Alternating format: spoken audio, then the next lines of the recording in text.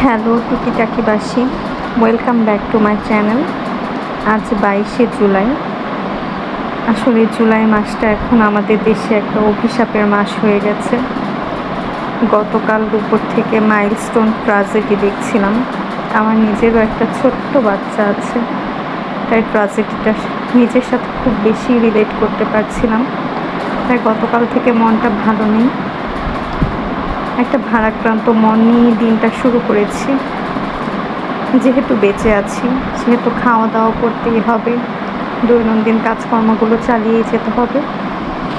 সকালে চা বিস্কুট খেয়ে তাই সকালের খাবার রান্নার কাজে প্রস্তুতি নিচ্ছিলাম। আজ সকালে করবো ঢেঁড়স ভাজি আর ভাত। এর বেশি কিছু করতেও ইচ্ছা করছে না, বারবার কান্না আসছিল।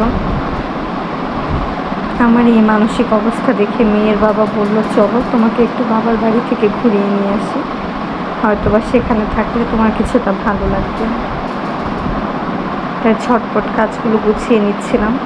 যেহেতু সংসার জীবনে কোথাও যেতে চাইলে হুট করেই যাওয়া যায় না, 101টা কাজ বাকি থাকে, সেগুলো গুছিয়ে তারপর কোথাও যেতে হয়, সেই চেষ্টায় চালাচ্ছিলাম।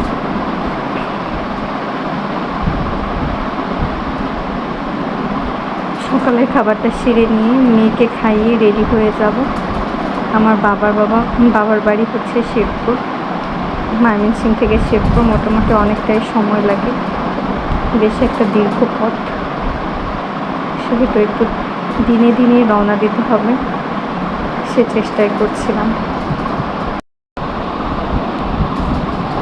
ঢেঁড়সগুলো কেটে কুটে ধুয়ে নিয়েছি। এবার সব কিছু চুলায় দিয়ে একটুখানি ভাজা ভাজা করে নেব।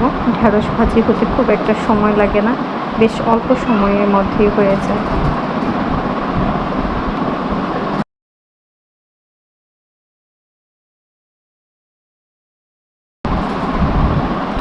সংসারটাকে গুছিয়ে নিয়ে বেশ কদিনের জন্য বাবার বাড়ির উদ্দেশ্যে রওনা দিয়েছি।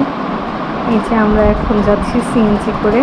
আমাদের এখান থেকে সিএনজি করে জামালপুর পর্যন্ত যেতে হয়, তারপর সেখান থেকে রিক্সা করে একদম বাবার বাড়িতে পৌঁছে দেয়। এই যে এটা জামালপুর যাওয়ার পথে ব্রহ্মপুত্র নদের কিছু সুন্দর দৃশ্য, সেগুলো আপনাদের জন্য ক্যামেরা বন্দি করেছি।